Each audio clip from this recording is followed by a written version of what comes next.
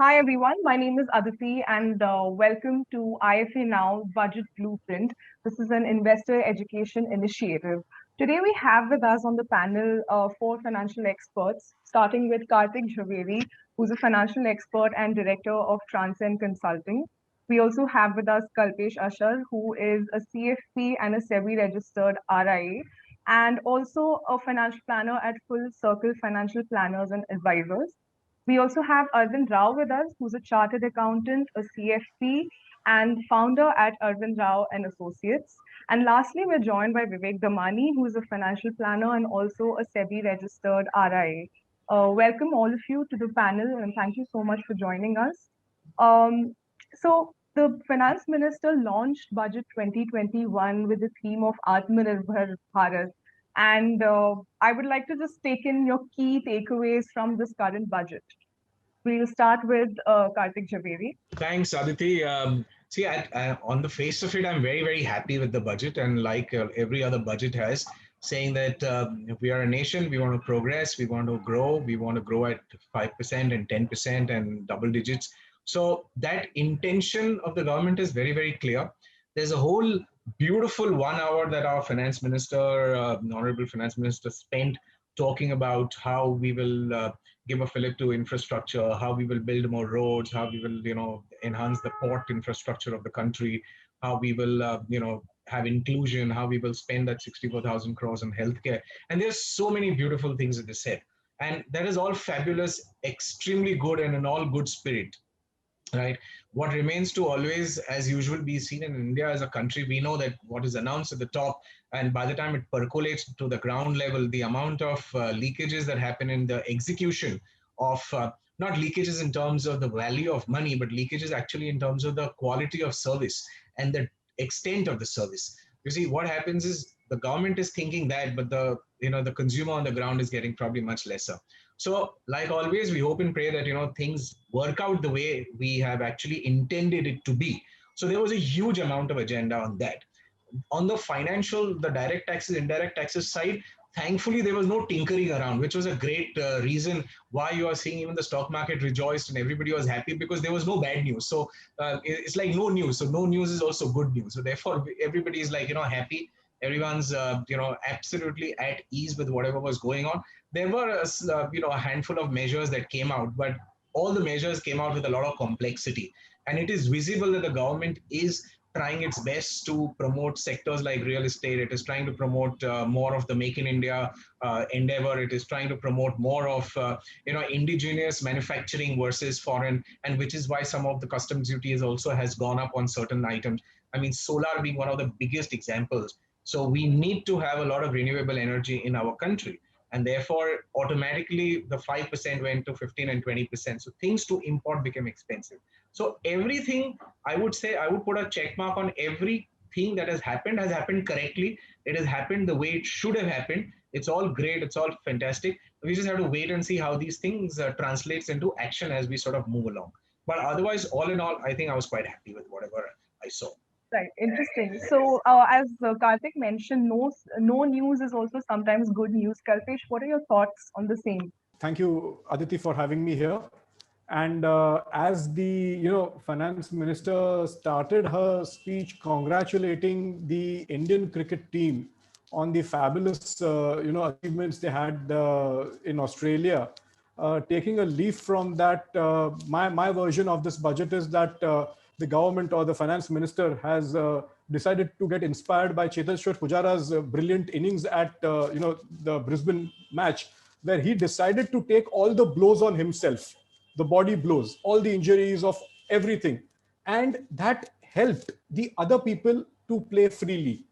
So in an analogy, it simply means that the government decided to do all the hard work themselves of pushing the growth agenda.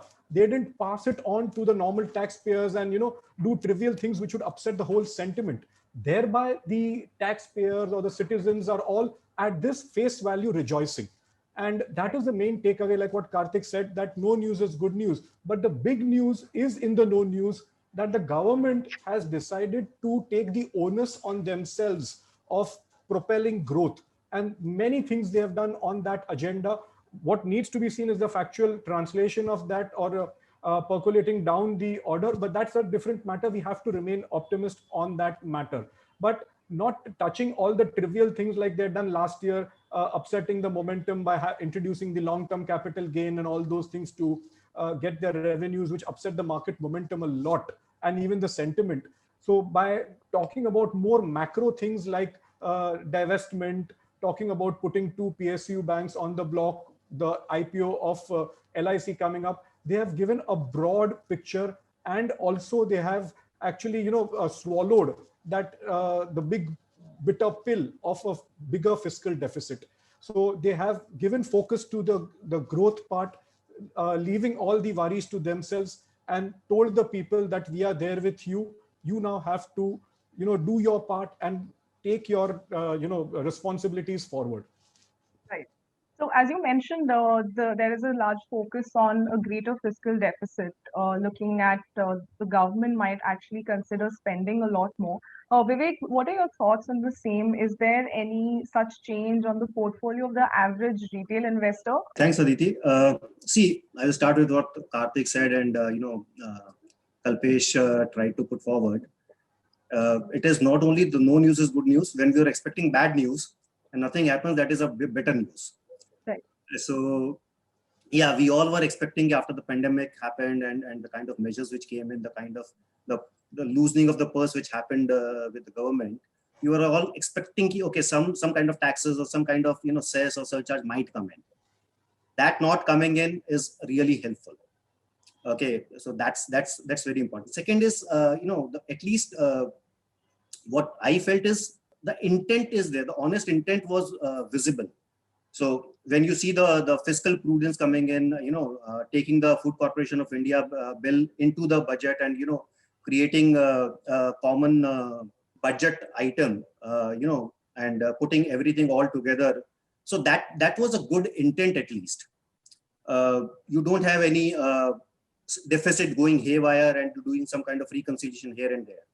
So that way, I think the intent was honest. And again, as Kartik said, everything will depend on the kind of execution which happens. So right, absolutely. You say 1,71,000 crores of disinvestment happening. Will it happen? Because we have a track record of not fulfilling those disinvestment targets. Right. Over and above that, the kind of agitations that we are seeing, and how will the government face if the banks are put on block and the unions come forward? So these are the things that we need to see and wait and watch over there. Having said that, yeah, I would say as far as retail participation is concerned, I think retail should be happy, because what I feel is in the last couple of years, what we were lacking in the economy was the capex not happening.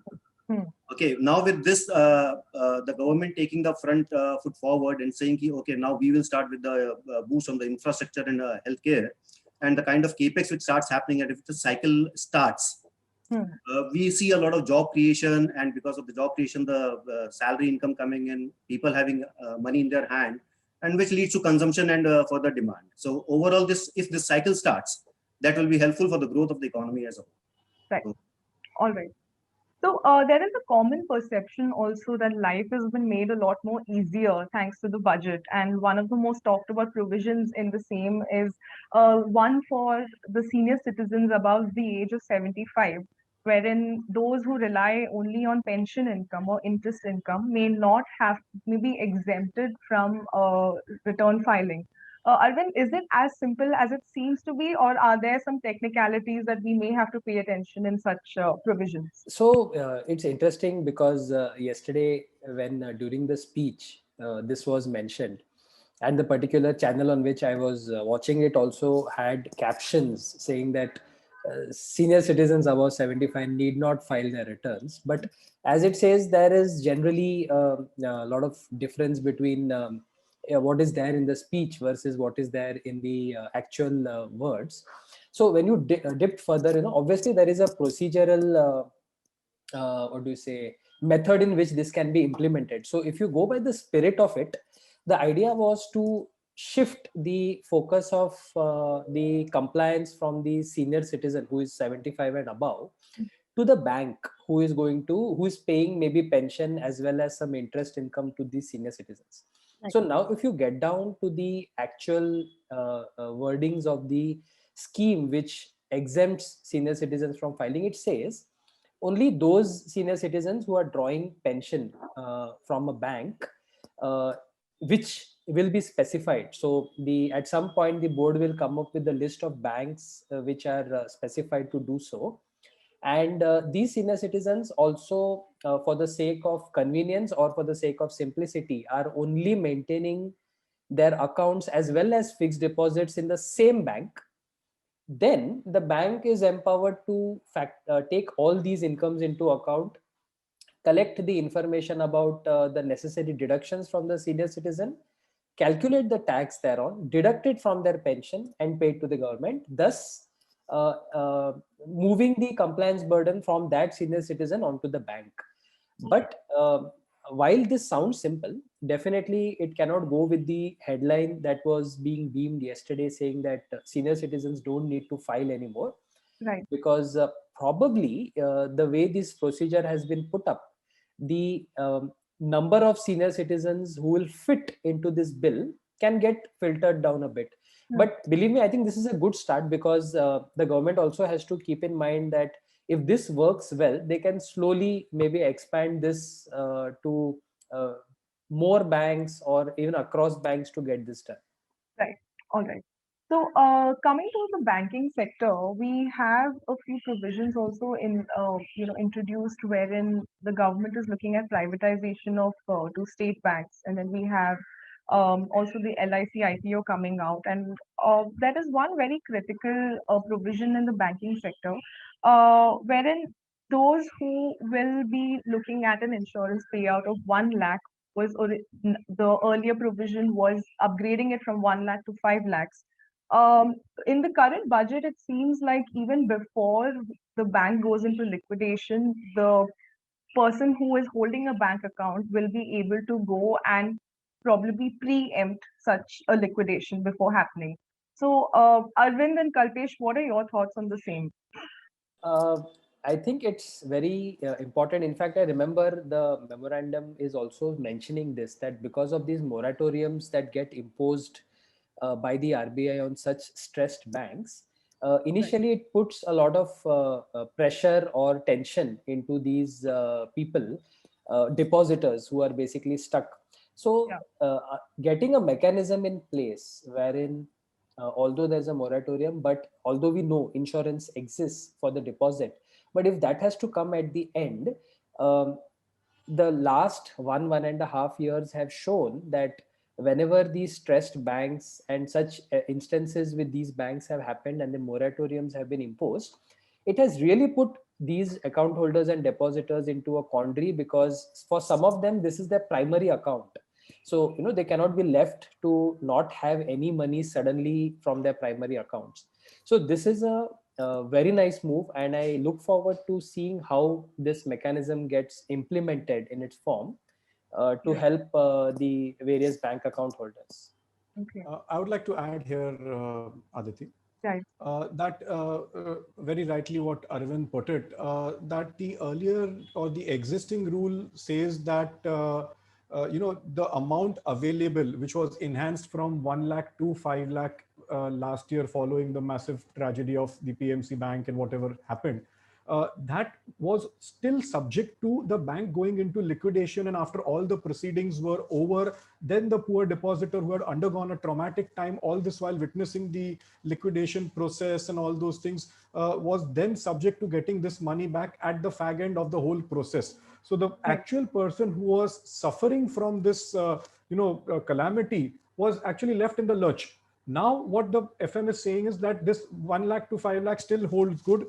We are insuring the deposit amount up to 5 lakh, but the major change which is there is, now once this type of a calamity is declared or it's known to the general public domain, then the depositors can preempt this action even before the bank liquidation process is completed or things. This will ease out things a lot, and they don't have to wait for all the court proceedings and the governmental procedures for their money to come back. In fact, they can preempt it, they can accelerate the whole process and try to regain their money back up to the value of rupees 5 lakh. Right. All right. So, coming still, talking about grievance redressal, one very important point comes up is the budget. The finance minister has seemed to make things easier, even in cases of, you know, a faceless appellate that has been proposed, wherein we will be able to file our complaints without actually having to visit the appellate authority. And then there is also the fast tracking of cases. One very interesting thing that has come up is an investment charter, wherein investors' rights will be, sort of laid down in this charter.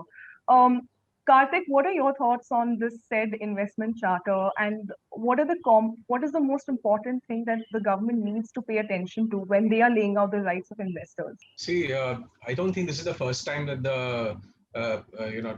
that our government has spoken about such a charter. Last year also we spoke about this. Yeah. So we've been talking about this thing for a while. Now the thing is, even if you have a charter, for example, right? Even if you publish it on the website, these are investor rights. Now at the ground level, people have to understand that and have to respect that, and they have to comply. They have to sort of honor the things that are written in such a charter. Now, this is where the things will break apart. So, in my opinion, I don't think this is such a great, I mean, it's a nice thing to have. It's a nice to have thing, but I don't think it's going to get implemented necessarily on the ground the way we really expect it to. Because let us say, just a slight tangential example. Today, if you go to open a trust account in a bank, the banker which has been around for the bank which has been around for 50 years or 30 years or 20 years, they don't know how to open a trust account a lot of times, you see, Right. and they fumble on that. So people at the ground level don't know what's happening and what the bosses have decided. So having an investor charter, it's great. So assessment was, like you mentioned, it was faceless. Now appeals were also made faceless last year. Now the appellate tribunal is also being made faceless. All these are great things. These are things that are necessary. Now, having an investment and telling you these are your rights and these are your privileges and things like that would only make sense when the person who has to honor them is also aware of all Right. these rights and privileges. Yeah. So I think this is a big lacuna in India. I don't really see this thing happening. We are not living in a Sweden, or we are not living in a like a Danish economy or a Swiss economy where every word that the government has said is understood well by each and every organ, each and every person and every department of the government. I think there is a long, long way to that. So I wouldn't really bet too much of money on having such a charter. It's there, great to have it, great to know. See, even today's times, we have something called an RTI. It's been around for so many years. So we all can just pick up pick up our plain piece of paper, go and file an RTI. But is it that simple? Can you just go online, file an RTI against somebody and without raising any alarm bells or raising any questions and concerns? It's not so simple. Why do citizens not use such a huge power? Right. Not because, but because then they are not supported through and through by the government. So if Right. you've ever done this thing, you go to a government and say, I want to do an RTI, it's my right. I have an RTI. They'll say, okay, follow this procedure, do this procedure, go to this department, that department. And that's where it sort of shakes your confidence that Right. if you're really going for taking a step forward to ask for your rights and privileges, then the department and the personnel just sort of water down all your expectations. Right. So we have also a slew of customs duties introduced now on various products.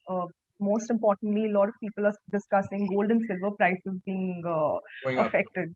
Right. So what are your thoughts on this? Would an investor have to adjust their commodity investment in the commodity class, or would it drastically change over time, or is it something that we should be waiting it out over the next few months? Aditi, I don't think people are going to stop with it. Now, they have not really specified diamonds, but they've said zirconia and some of these other products, which are, which are like cash cows. In a country like India, which keeps spending on, right now, these days, also on fashion jewelry as much as the older generation spent on diamond jewelry. So by all means, they're going to, levy a little bit of stuff on that. Not only that, there are mobile phone parts which are expensive. Solar products have become expensive, like I mentioned Yeah. earlier, and that's to boost local production. Auto segment, we've had some auto parts getting expensive. Garments, imported leather handicrafts have gone up. Certain agri products, cotton, yarn, etc. All of them have got a lot more expensive. But on the other side, you have chemicals that are becoming cheap, metal-based products which have become a little cheaper due to rationalization of duties and things like that. So I don't think these are like conversations, if you like, of a budget. But in a larger sense, for a larger mass of the populace, I don't think it makes such a huge difference in terms of your inflation or your cost of living. Neither should you be very excited about a huge sort of saving on things that Right. are becoming cheap. Neither you should be hugely disappointed that your home budget is going to go completely haywire. I mean, if Right. it's a GST which came in and said that everything that you buy, from a pencil to a motor car, everything is going to be charged at 18% to 28% GST, that was a real hole in the household budget. Right. But these kind of changes in duty structures, like even petrol and diesel, on one side there was going to be an increase in those duties on these fuels, but on the other Right. side there was going to be a subsidy on inputs like chemicals and things like that. So the net effect on the consumer is zero. But the reality on the ground is that for the last so many months, every day, very, very slowly and steadily, we only see the graph of petrol and diesel going up this way. We don't really ever see it even kind of, hovering. So that's unfortunate, but that's true. But I don't think there's much to make noise about or get happy or get sad about customs duties, imports, and those duties going higher or lower. All right.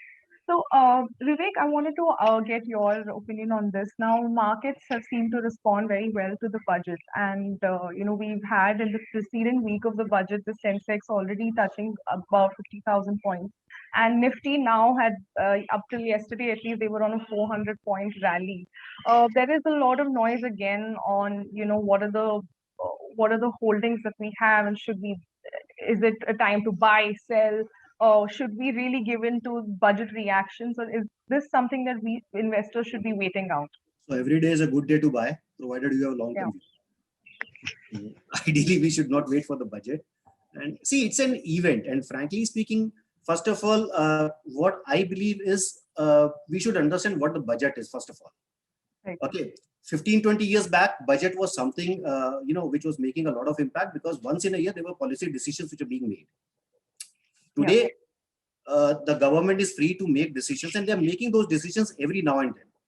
So in that scenario, if you see, I would take budget only as a normal event happening, and it will not be something which will, wherein we should decide whether we should, today take a call on what to buy, what not to buy. You stick to your process, you stick to your investment philosophy, and you follow it out. Yeah, there may be some minor changes happening in the portfolio because of the budget, and some changes which are happening in commodities or industries at the macro level. But making a huge difference or changes in the portfolio just because there was a budget and there was some announcements made, I think that doesn't suit any retail investor and his planning. All right. So, Kalpesh, there was also another provision where I believe even AMFI had submitted a wish list to the finance minister where they claimed they wanted to see equal treatment of insurance products and mutual fund products. Finally, now we see that Ulips will be taxed at 10%. What are your thoughts on this? And do you think this could be a positive sentiment in the mutual fund community? See, Aditi, this works on an emotional level and a practical level. Right. Emotional level, I'm trying to make a mention here that when ULIPs were in fact tax-free and mutual funds were imposed with the long-term capital gain, imposition there and all those things, the insurance industry made a huge hue and cry and went, I think, completely ballistic in proclaiming that, they have an upper hand now over the mutual funds, and they marketed it that way. And they got a lot of, investments in the ULIP section. They harped on that thing that they were a tax-free type of a product. Now, what is to be understood here is logic, and that is where I'm coming to the practical part. That an investor, we as advisors keep on preaching the normal concepts which are ethical, which are good for the client, which suit their profile, and take care of insurance and investments in a separate manner. We do not tend to mix them. Now, Right. that is the onus is on the investors also, that they should also understand that if a ULIP, which almost invests 90% of its corpus in an equity market or a capital market, and the remaining 10 to 15% is towards the insurance portion, so does a mutual fund. And mutual fund by nature have always shown more transparency and is a more larger ambit to follow than a ULIP. It's always been the norm.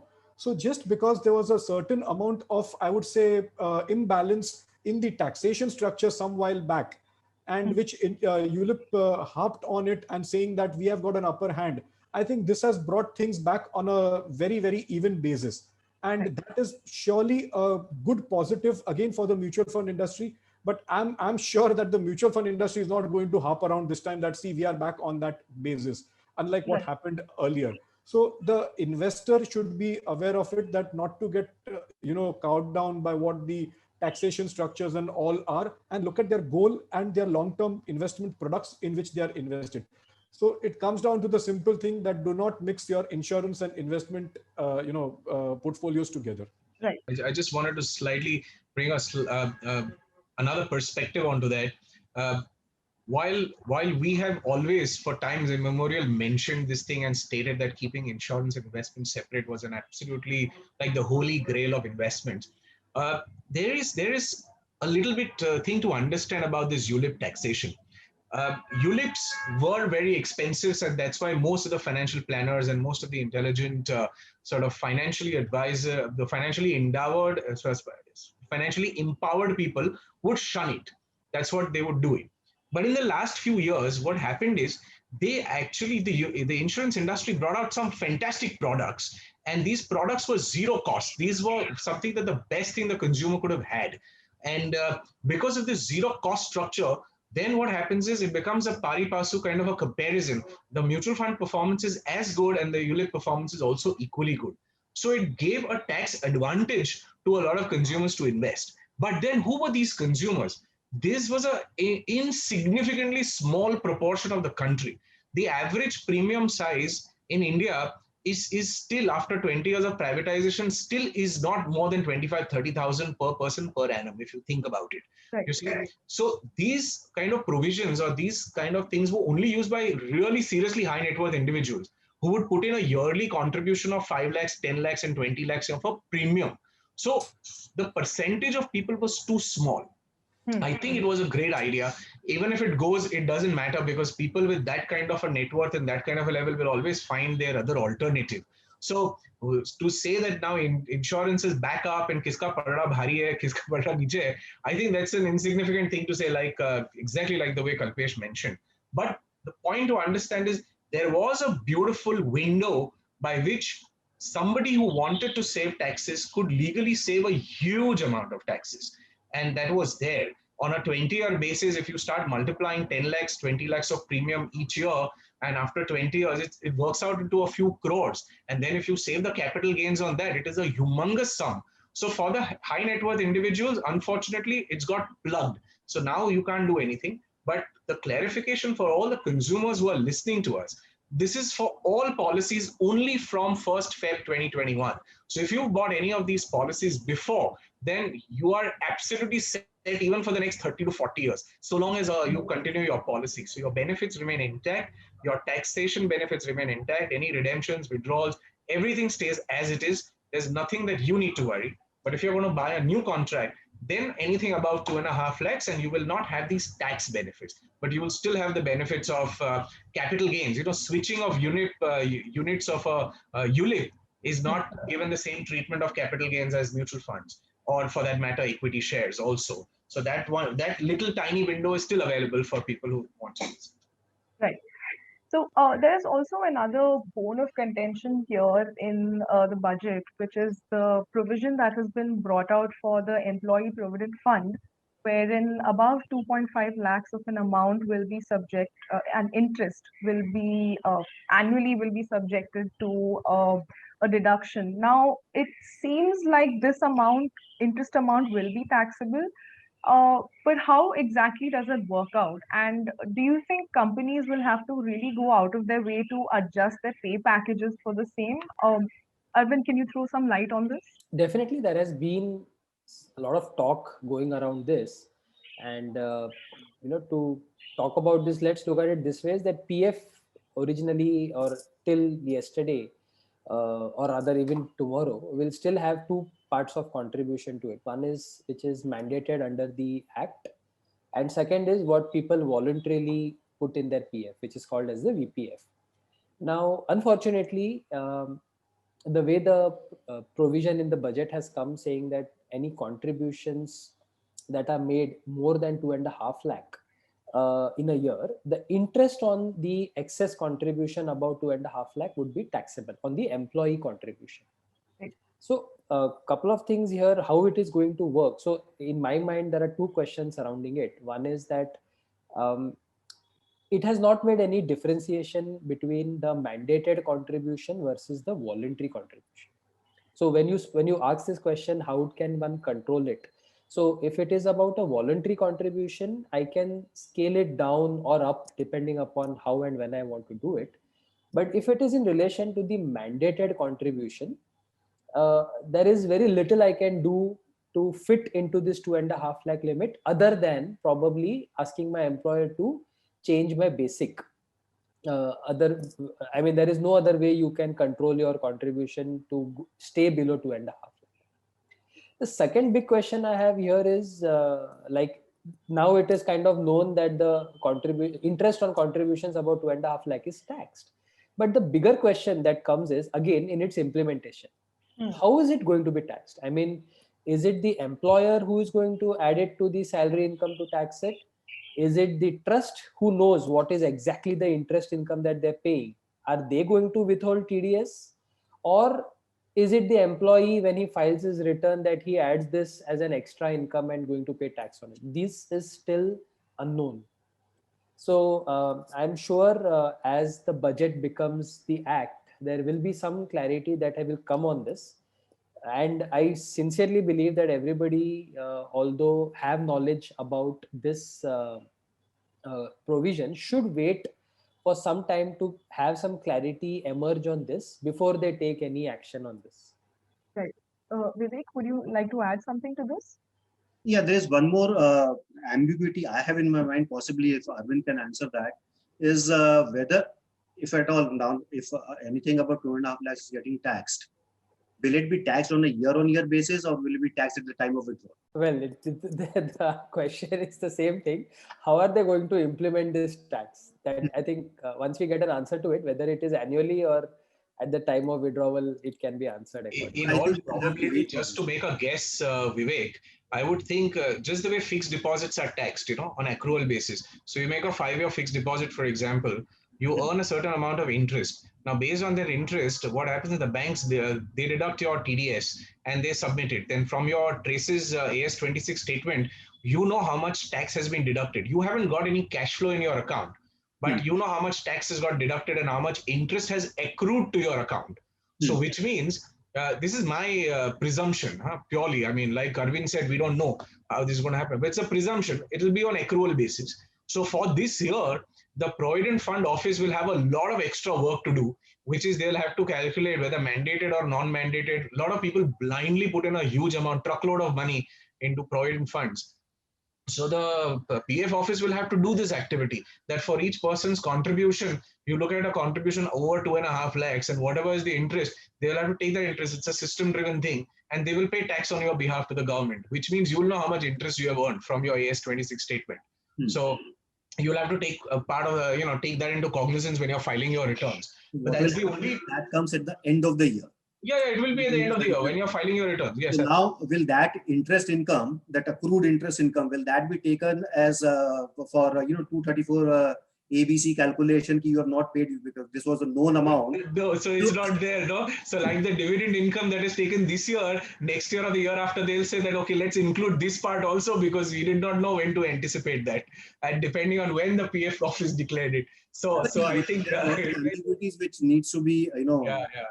added. Only I think respite is this will start from April 21 and the taxation will be in April 22. So they have time to figure out. They have some time to figure it out. Yeah, so while the ambiguity prevails and like the conversation which Arvind and Vivek and Kartik are having, a very uniform perspective on this comes out to be that the government's intention now, whether be it the ULIP taxation or the EPF taxation, which has been introduced in this budget, the government's policy is simple, that they want to ultimately bring in every investment under the taxation ambit, be it at any level. And ultimately, even if this EPF, which was earlier an EEE product, has now also turned into an ETE product. So they tried last year also, they couldn't do it. So this year, the point here, the point what I'm trying to make is that now probably for the retail investor, for a layman, except the PPF, there is hardly any scope that there is nothing left out of the taxation ambit. The PPF is the only one which is actually spared now, right now. So the idea, I think, of the government is now to bring all the investment under a certain taxation, as nothing is left outside the sphere. So that, I think, we all should now try to absorb it and accept it at some point of time. Everything is on a uniform basis. In fact, in one of the earlier wish list, I'm talking pre-budget, even the tenure I had mentioned somewhere should be uniform of a long-term capital. Why is it so fluctuating between all the different asset classes? So for real estate, there is a different long-term. For equity, there's a different long-term. For debt funds, there is a different long-term. But what government, at least I think they misconstrued my wish list, and they have started taxing all the investment products accordingly. No, here one reason, if you see, Kalpesh, can be they were actually wanting to tax the VPF, because a lot of high salaried people were using agreed for those tax-free returns. So the idea is to tax everything which is in their ambit, not to leave anything which is outside that. Yeah. And Vivek and Kalpesh, the other good part, and in fact Kartik as well, since we are talking about 234 ABC, we need to also take cognizance of the fact that interest rate on PF is generally declared for a year with quite a lag. So imagine for the first 3-4 months of the year, we don't even know what is the interest. Absolutely. No, but at least, I mean, I was very happy to see that the 234C, it's a section, which everybody lines up paying some interest, and it's quite a pain to see. If you have a larger chunk of money that you earn, and if you sometimes don't pay advance tax or don't realize, it becomes huge. So I thought this was a beautiful thing that the government did. That about 234, I mean, at least let the dividend be added only when it happens, or let the capital gain be added to it only when it happens. So you don't have to calculate interest right from the start of the financial year till the time you made your payment. So I think that was a good thing. At least everybody here, this is a tangible benefit. If you say one thing that you and I have got and people at large have got from this budget, you will save a few $1,000 in 234C. Right. And also, speaking of other tax exempt or tax efficient investment products, there is one more new product that has been launched by the government. It's a tax efficient zero coupon bond for infrastructure debt funds. Now, this is also being talked about as a new investment avenue for a lot of retail investors. Do you think this is also something that is very simplistic in terms of investing? And do you have a positive outlook towards similar infrastructure bonds?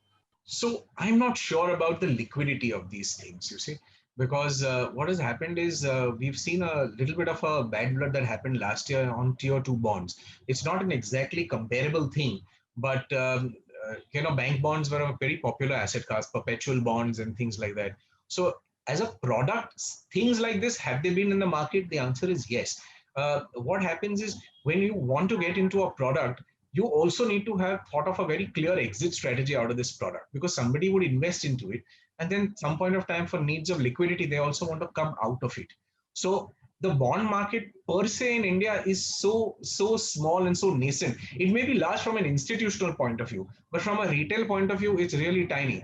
So, when we were hit with this COVID, the pandemic of 2020, I remember a lot of people who had bonds, who were holding bonds, and sometimes bonds that were secured by state governments and central governments. They had trouble finding, liquidity on wanting to sell them. I mean, forget that. Even there's been trouble of liquidity on RBI bonds and tax-free bonds. So there were innumerable times that we have seen the customer wants a bond, but there is no supply available. And sometimes if there's supply is available, it's available in very odd quantities. So there is no liquidity. And the person who has to sell it will not sell it at any throwaway price. And the person who wants to buy it will not pay an exorbitant price. You will pay a fair price to get a fair yield on these bonds. So I think it's a good idea, but from a government point of view, yeah, they will hopefully be able to raise some amount of money. But I'm not so excited about this provision. Kalpesh, Vivek, Arvind, would you like to weigh in on any of this? I completely concur with what Kartik is saying, and it's been, my personal take that whenever you get into an investment, before getting into it, look at the exit door. So this throws open a lot of things that, especially the money lying with government, what will be the protocol, what will be the features in it, and obviously zero coupon bond offers you a lot of security there, being a government thing. But that aside, liquidity is a major concern. And if they are asking for infrastructure debt funds, why not throw in an element of, they could have thrown in an element of partial equity into that, because infrastructure is a long-term play. You don't are keeping the bond for a year or a two.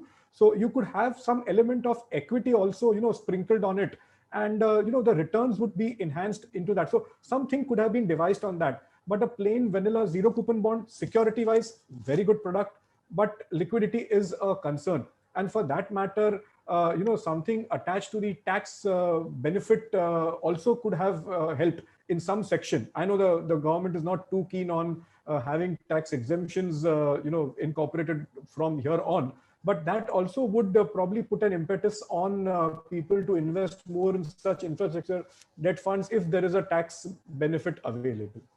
Thinking slightly differently, the government is also looking at expanding the debt markets, which is required. A country like India, with the kind of capital you require, whether it's a debt or equity. So for the last 3-4 years, if you see the budget, they were trying to do it. They tried to, bring some kind of mandatory debt offerings along with the equity if the company is taking a loan or expanding. But it is going a bit slow. It will take time. But yeah, this market is also required. You just can't rely on equity. We all know equity is slightly expensive compared to debt. But Vivek, I would like to add here that even by announcing that 80,000 crore, which, to fulfill the deficit which they are going to put in, the borrowings which they have announced, is a big indicator. You saw the bond yields completely spike up because of that movement yesterday. So the government's intent is going to come to the borrowing part, and you will see a lot of quality paper floating around in the debt markets from here on, because the government quality paper is going to be sovereign rated paper out here. So they are already, signaling their intent through that borrowings thing, which has already shown a positive signal in the market. So the point here is that infrastructure, when you associate the word infrastructure, government spending, it's a long term, and probably that's the reason why, some type of a little, I would say, adventure would have been welcome here.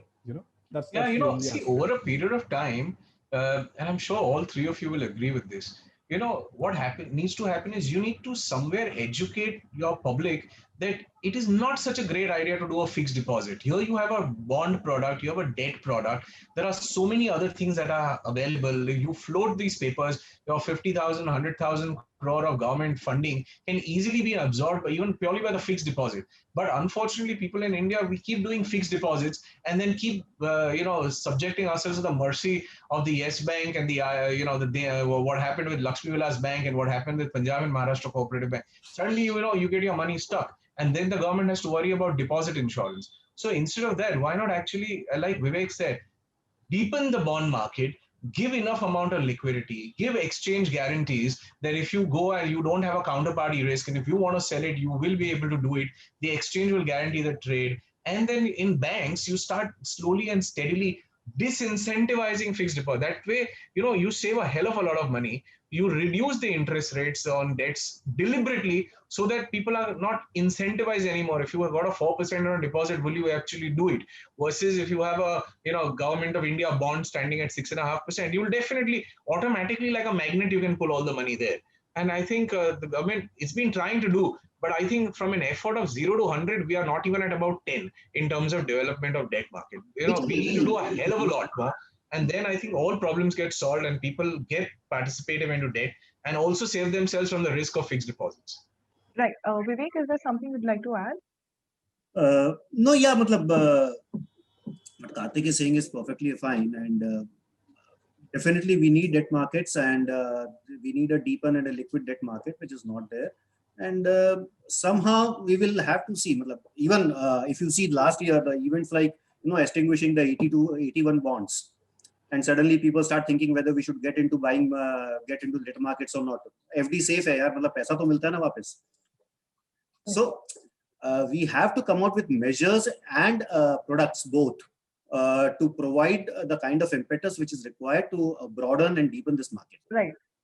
So, one of the most pressing questions we've got on our forum, that's the Ask an Expert section on IFA Now, is recently RBI had introduced the sovereign gold bonds, and currently it's still undergoing probably the 11th or the 12th tranche.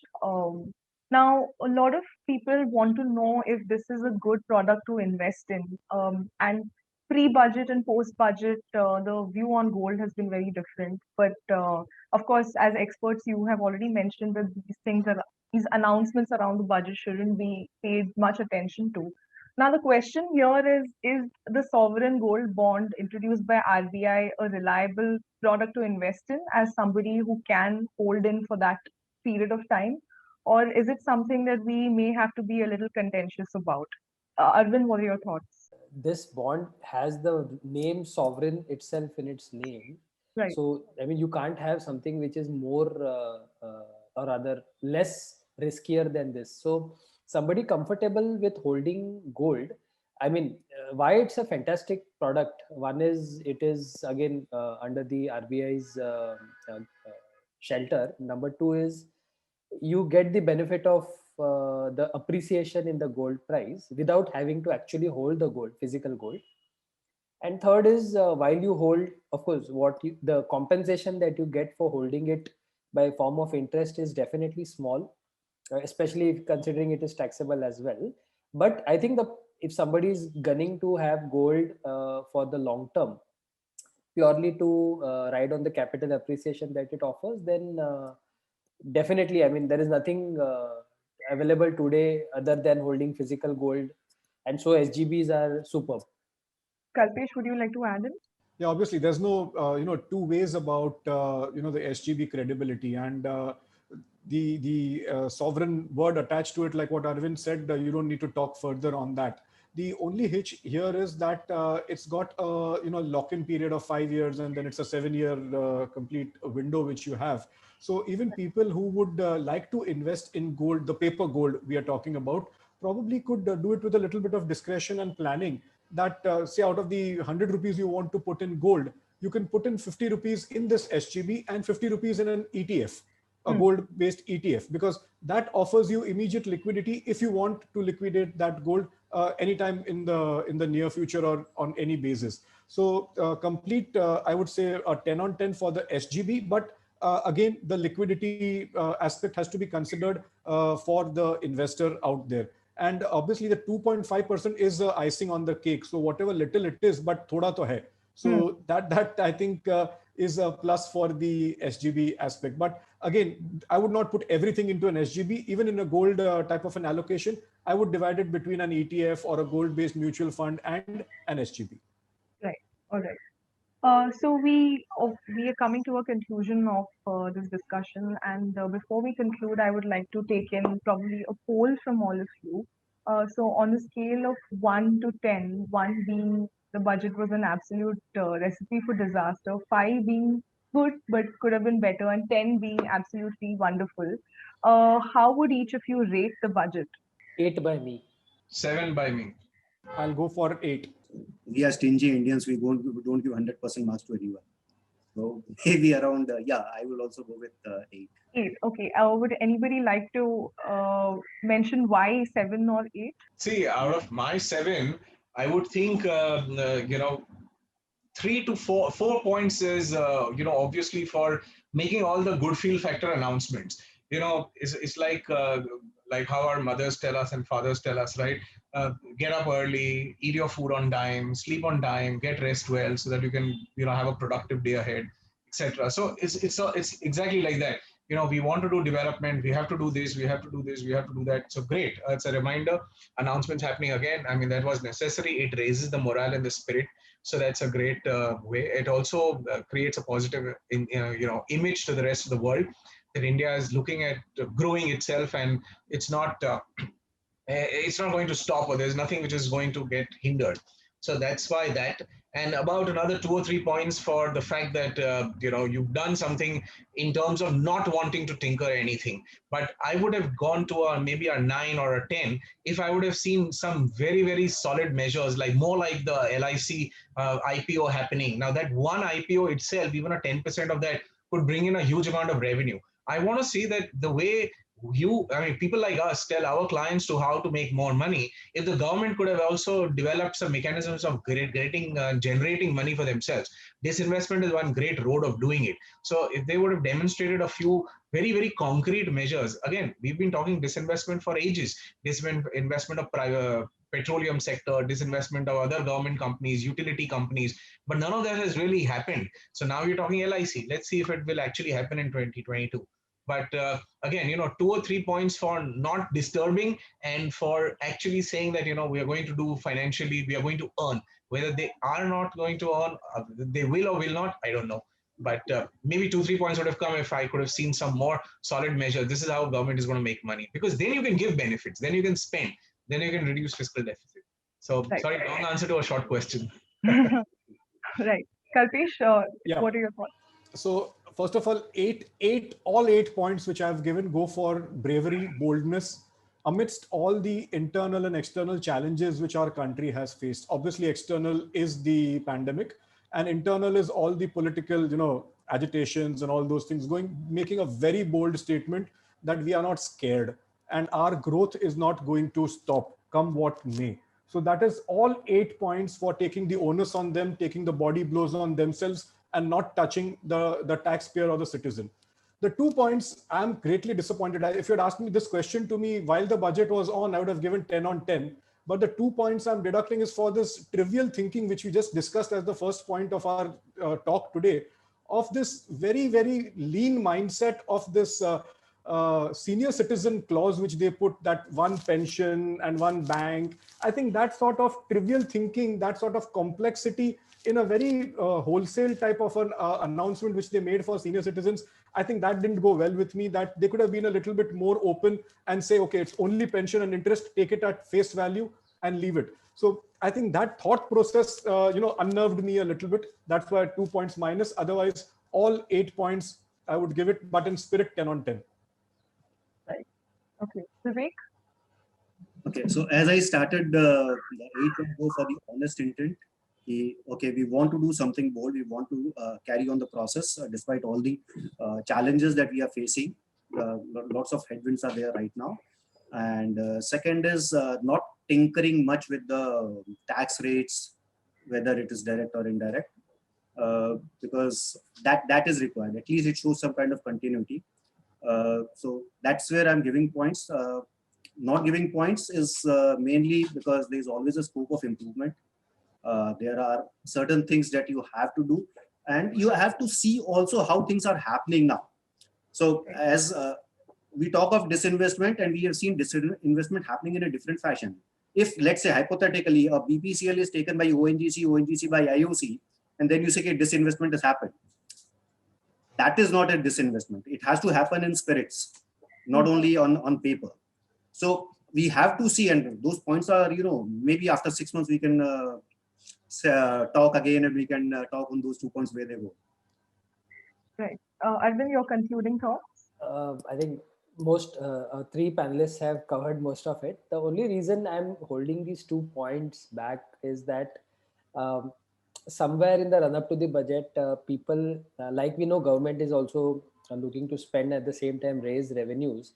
So at some point we were looking to see how there is a minor tweak in the norm so that there is more money left in my hands as a taxpayer.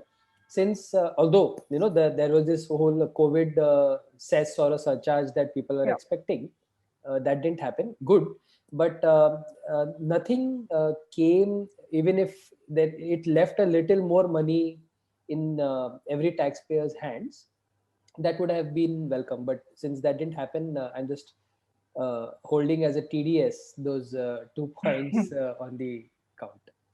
Right. Great. So this particular budget was looked at as the vaccine for economic recovery, but much like the present vaccinations, we will only know the true efficacy of the budget once enough time has passed. So maybe we will be able to evaluate, and maybe not, but only time will tell. I'd like to thank all the panelists for joining us Thank you. today. And for the viewers, thank you for watching the Budget Blueprint on IFA Now. If you have any more questions related to personal finance, please make sure that you log on to ifanow.com/answers and post your questions there and get it answered by financial experts. Thank you for watching and see you.